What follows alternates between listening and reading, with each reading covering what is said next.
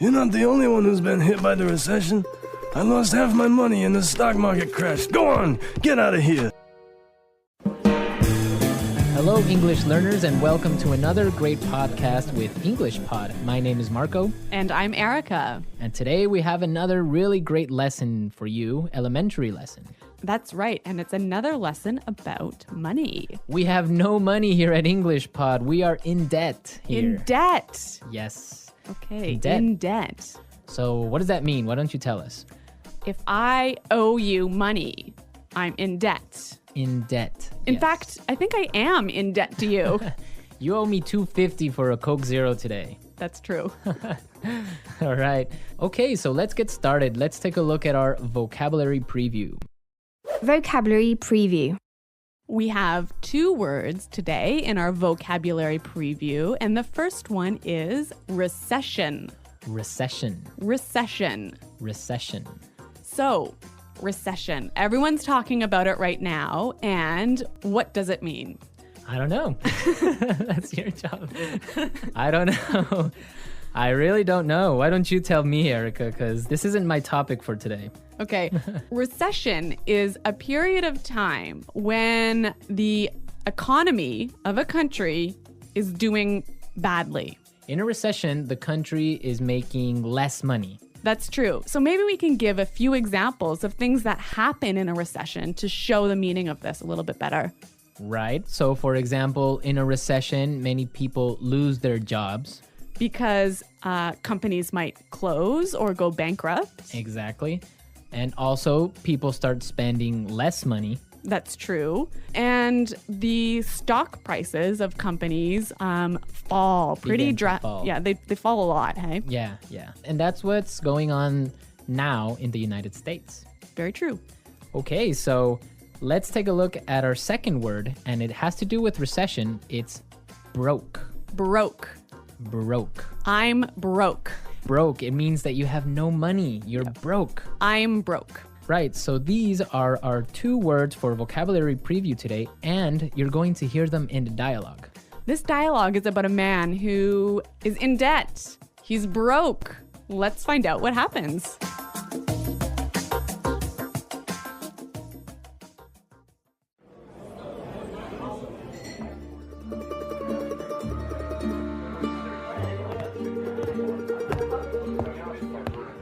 Hello, I'm here to see Mr. Corleone. Right this way, sir.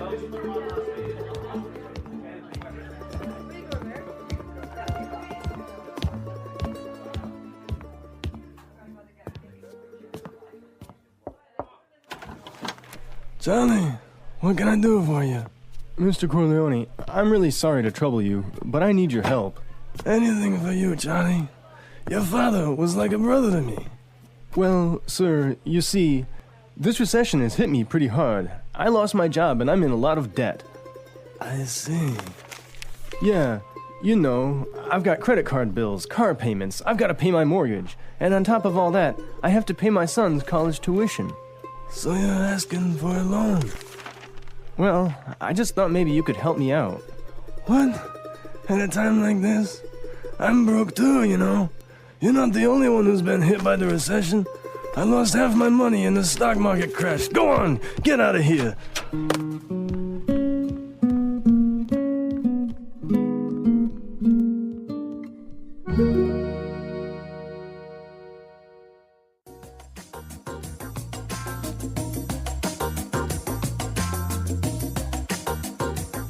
Okay, so that was a bit unexpected. Yeah, that was certainly strange. He didn't go to the bank to ask for money, did he? No, he went to the mob, and the mob is broke. Oh no, you know it's a bad recession when even the mob runs out of money. All right, so why don't we start by looking at our language takeaway? Language takeaway. All right, so for today's language takeaway, we have 4 words from the dialogue, which we think are really important. Yes, so why don't we start with the first one? Loan. Loan. Loan. Loan. So Erica, tell us about a loan. What is a loan? Okay, when you borrow money, you get a loan. A loan, yes. Not to be confused with alone. like by myself. No, so this is Loan. Loan. Right. Okay, great. Let's take a look at our second word, mortgage. Mortgage. Mortgage. Mortgage. Now, this is very common. I'm sure many of you have mortgages. What is a mortgage? A mortgage is a type of a loan. Basically, it's a loan that helps you to buy a house. A house or a property. Yeah. So this is a funny word. I mean, there's this strange mortgage with a T. Yeah, it has a T in it, but you don't pronounce it. You say mortgage. Mortgage. So not mortgage. Not mortgage. Mortgage. Mortgage. Yeah. I had trouble spelling that one for this lesson, so I learned it well now. Okay. Let's move to our third word today. Hit me pretty hard. Hit me pretty hard. Hit me pretty hard. Hit me pretty hard. I think we have some examples that will help us understand this phrase. Example 1. My divorce hit me pretty hard. I'm so depressed. Example 2. This cold has hit me pretty hard. I've been in bed for a week. Example 3. The news of Fluffy's death hit me pretty hard. I've been crying for days. Okay, so that's a lot clearer. Yeah. Great. Why don't we take a look at our last word for language takeaway? Tuition. Tuition. Tuition. Tuition. So this is the money you have to pay to your school so that you can study there. Right. Usually it's in college, right? Or university. Yeah, but sometimes in some countries you have to pay tuition for public school. Okay, great. So it's time to listen to our dialogue again, and it's going to be slower so we can listen to all the words that we just talked about.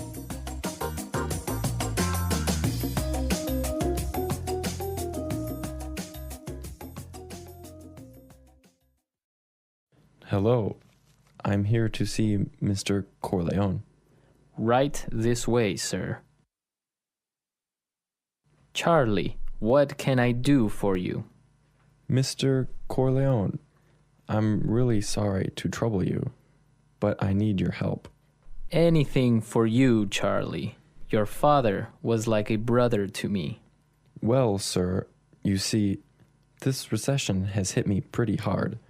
I lost my job, and I'm in a lot of debt. I see. Yeah, you know, I've got credit card bills, car payments. I've got to pay my mortgage, and on top of all that, I have to pay my son's college tuition. So you're asking for a loan? Well, I just thought maybe you could help me out. What? At a time like this? I'm broke too, you know. You're not the only one who has been hit by the recession. I lost half my money in the stock market crash. Go on, get out of here.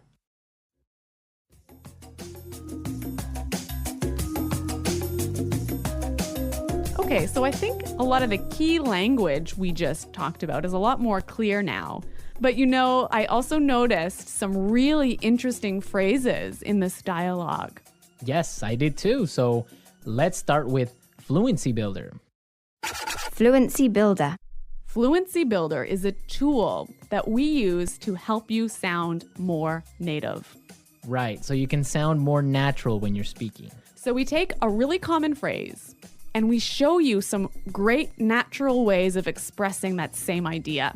Exactly, and today we have 3 of these examples. Let's start with the first one. So this phrase we use when we want to ask somebody, "Can I help you?" What can I do for you? What can I do for you? Yeah, that sounds really, really polite and really natural. Right, so instead of saying, can I help you? Or, I don't know, what do you need? We can just say, what can I do for you? Exactly. Great. So let's move to our second phrase. This phrase we use when we need something, when we want to say, I'm sorry to bother you. Or, I'm sorry to interrupt. Okay, let's listen. I'm really sorry to trouble you. I'm really sorry to trouble you. I'm sorry to trouble you. This phrase might be a little bit more difficult to understand how it's used, but we've got some examples. Yes, so let's listen. Example 1. Can I trouble you for a moment? I just need you to sign this form for me. Example 2. I'm sorry to trouble you, but may I go home early today? Example 3. Can I trouble you for a pen? Mine is not working anymore. Okay, so now let's take a look at our last phrase for Fluency Builder. On top of all that. On top of all that. On top of all that. This is a really useful phrase. Marco, how would you use it? Well, for example, today I lost my job, Oh no. my car got stolen, Oh my God. and on top of all that, my girlfriend broke up with me. That was a terrible day. It was. But don't worry, you can use this phrase also in a positive way. That's true. You could say, so today was a really great day. It was my birthday and all my friends came to visit me, and on top of all that, I got a million presents. That is a great day. So you can use on top of all that in this way. It's like, and also. And also, yeah. Yeah, so on top of all that. So we are ready to listen to our dialogue a third time. We can hear all the words that we just talked about and all the phrases, and you'll definitely be able to understand a lot better now.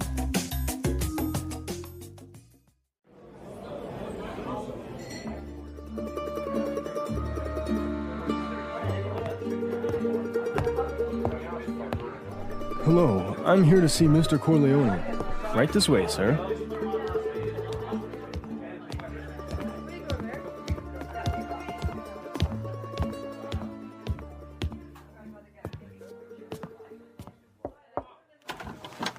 Johnny, what can I do for you? Mr. Corleone, I'm really sorry to trouble you, but I need your help. Anything for you, Johnny. Your father was like a brother to me. Well, sir, you see, this recession has hit me pretty hard. I lost my job and I'm in a lot of debt. I see. Yeah, you know, I've got credit card bills, car payments, I've got to pay my mortgage, and on top of all that, I have to pay my son's college tuition. So you're asking for a loan? Well, I just thought maybe you could help me out. What? At a time like this? I'm broke too, you know.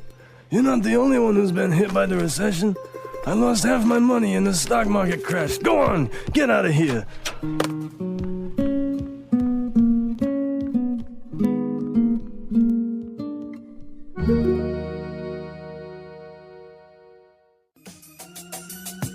Today's dialogue was all about being in debt, right? Yes. And different people have different attitudes or different viewpoints on being in debt.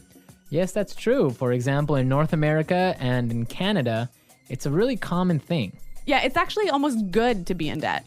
It's more than good, it's necessary to be in debt. That's right. Unless you have a history of being in debt and regularly paying off your debts, you can't actually borrow money. You can't get a mortgage. You can't get a car loan so you can buy a new car. Right, that's called a credit history. So you must have a good credit history in order to be able to, like you say, buy a car or buy a house. Yeah, and you know, the funny thing is, when I was in university, maybe I was 18 years old, the first thing that happened at university was, you know, banks came to our university and started offering you credit cards. So you can get a credit card when you're 18, no problem. And not only do they offer you credit cards, they give you like free gifts if you sign up for a credit card. I know, they really want you to have a credit card. Of course, they want you to spend more money. That's the trick. Yeah, but you know what? It's totally different. In Europe, for example, I used to live in Switzerland, and they're really careful with debt. Like, it's a bad thing to be in debt. Well, yeah, I mean, it's bad to be in debt, definitely. For example, if I want to have a credit card in Switzerland, And let's say I want to have a limit of 500 francs that I can spend every month.